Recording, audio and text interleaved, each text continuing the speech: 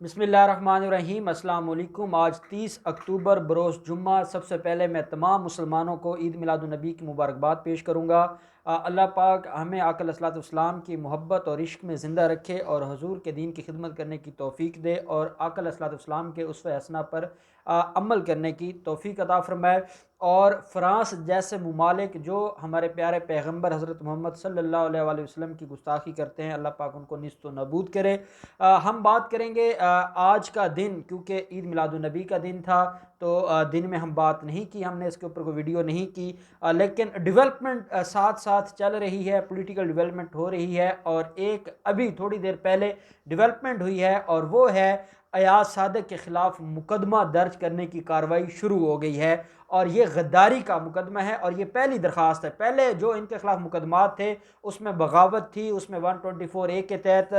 Pakistan penal code के तहत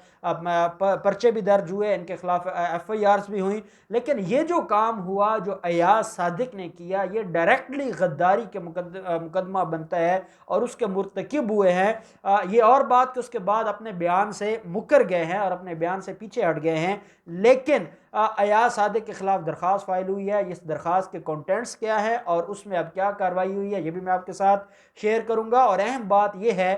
कि मरियम नवाज खामोश हैं, लेकिन मरियम के जो चेले हैं शाहिद खाकान अब्बासी जैसे, उन्होंने आज डिफेंड करने की कोशिश की है। दुख की बात यह है कि बजाय इसके कि उनको कोई शर्मिंदगी होती, कोई हया होती, कोई उनके अंदर इंसानियत होती कि हमने अपनी स्टेट के बारे में, अपनी रियासत के बारे में या रियासत के जो सलामती के इदारे हैं उनके ऊपर हमने हरफ उठाया है और हमने उसके ऊपर बात की है। और हमारे इस बयान के बाद हमने इंडिया को इतनी बड़ी खुशखबरी दे दी है, हमने इतनी खुशी दे दी है कि शायद 70 साल में इंडिया इतना खुश नहीं हुआ जितना वो पिछले 3 दिन से लग रहा है। और वो उसकी वजह यह है कि हमारी पार्लियामान में खड़े होकर बात की गई है। और ये जो लोग वोट को इज्जत देकर नारा, झूठे लोग नारा लगाते हैं, ना तो इनको वोट की कोई इज्जत का कोई पता है, ना इनको पार्लियामेंट की इज्जत का कोई पता है, ना रियासत की इज्जत का कोई पता है। और ये सिर्फ और सिर्फ इनके खिलाफ कार्रवाइयां हो रही हैं, इनके खिलाफ बड़े मुकदमा दर्ज हुए हैं, इनके खिलाफ रिकवरियां हो रही हैं, इनके खिलाफ नैब के केसेस हैं। और ये इतने तकलीफ में हैं, इनको इतना दुख है और इनको अंदाजा नहीं था और इनको इस बात का गुमान था कि इमरान खान की हुकूमत 6 महीने चलेगी, 4 महीने चलेगी और उसके बाद जो इन्होंने टफ टाइम दिया है और जो ये कबाड़ा करके गए थे हमारी इकोनॉमी का, उसके बाद इनको ये लगा था कि हालात ऐसे हो जाएंगे कि इमरान खान के लिए हुकूमत चलाना मुश्किल हो जाएगा और अल्टीमेटली हम ही आएंगे और फिर हमने जो अपने खजाने हमने चोरी करके भरे हुए हैं उन खजानों का मुंह खोल देंगे और हम मुल्क को बेहतरी की तरफ लेके जाएंगे। जैसे आपको पता है कि ये लोड शेडिंग करवाते रहे और जब इलेक्शन से चंद माह पहले इन्होंने वो लोड शेडिंग खत्म हुई और पता चला कि लोड शेडिंग मसनूई थी और ये सिर्फ अवाम को जलील करना चाहते हैं और जलील करने के बाद वादा करते हैं कि हम ये मामला ठीक करेंगे, फिर मामला ठीक करने के बाद उसका क्रेडिट भी लेते हैं। हकीकत में वो सारा कुछ मसनूई होता है और ये अवाम को जलील करने के बाद सिर्फ क्रेडिट के चक्कर में इतना बड़ा नुकसान पहुंचाते हैं। और अब भी बिल्कुल ऐसा ही हुआ है और इन्होंने वो काम किया है जो दुश्मनों ने नहीं किया था। अयाज सादिक के खिलाफ दरखास्त फाइल हुई है। अयाज सादिक के बारे में सिविल लाइंस थाना लाहौर का, उसमें एक शहरी ने, पाकिस्तानी शहरी ने दरखास्त फाइल की है और उसमें यह कहा गया है कि शाम 7 बजे मैंने एक बुलेटिन सुना, न्यूज़ सुनी और उसमें मैंने उनकी उस तकरीर को नशर किया जा रहा था, उनके अल्फाज को नशर किया जा रहा था और वो मैंने सुना। और उसके बाद जो हमारे सलामती कौंसिल के इदारे हैं और सलामती इदारे के जो सरबराह हैं उनके खिलाफ ऐसी जुबान इस्तेमाल की गई जो लग ये रहा था कि कोई इंडियन एजेंट या इराक एजेंट ये बात कर रहा है या कोई मोदी की कैबिनेट का कोई वजीर ऐसी बातें किया कर रहा है। और उससे मेरी दिल आज़ारी हुई है और मैं इस नतीजे पर पहुंचा हूं कि गद्दारी की अगर डेफिनेशन की जाए तो गद्दारी की हर डेफिनेशन में अयाज सादिक पूरा उतरते हैं। और इन्होंने जो कुछ किया है और उसके बाद जो नून लीग के जो कायदीन हैं वो इसको डिफेंड कर रहे हैं, तो उनको अबेटमेंट में वो अबेटर हैं, वो फैसिलिटेटर हैं, वो असिस्ट कर रहे हैं। तो इन सारे के सारे लोगों को इसमें नामजद किया जाए। और साथ इस दरखास्त के अंदर ये बात भी कही गई है कि ये किसका एजेंडा है, इसका कंस्पायरेटर कौन है, कौन ये साजिशी थ्योरी इदारों के खिलाफ और पाकिस्तान के खिलाफ तैयार कर रहा है, कौन इसको पीछे से हवा दे रहा है, ये सारे के सारे। क्योंकि हमारे यहाँ कानून ये कहता है कि एक बंदा जिसने मर्डर किया है उसके ऊपर 302 के तहत कार्रवाई होगी, सज़ा होगी, और एक अबेटर है जिसने उसको हेल्प किया था, असिस्ट किया था, उसको फैसिलिटेट किया था, एक अबेटर है, उसको 109 के तहत, सेक्शन 109 पीपीसी के तहत सजा होगी। और एक है कंस्पायरेटर, कंस्पायरेसी जो थ्योरी देने वाला है, वो 120 ए और बी पाकिस्तान पिनल कोड के तहत उसको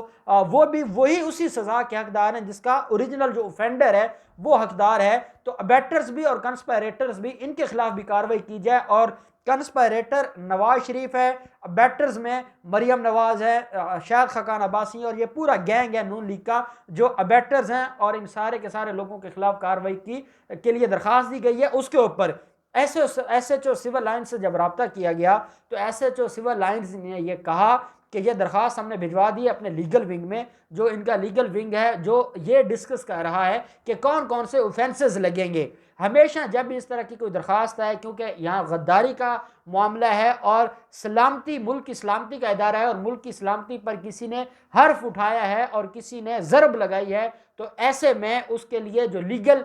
ओपिनियन है वो लेना ज़रूरी है,